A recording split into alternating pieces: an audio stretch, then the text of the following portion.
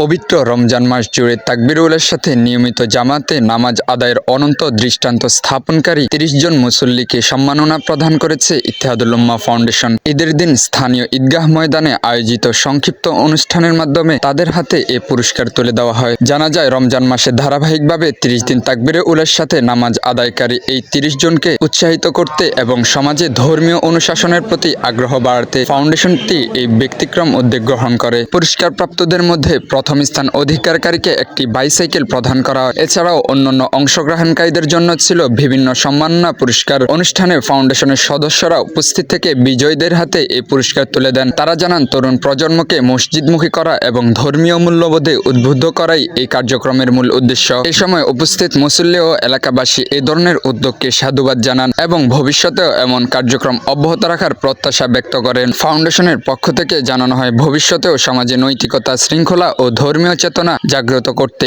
এ ধরনের উদ্যোগ নিয়মিতভাবে পরিচালনা করা হবে। People news, Noakhali.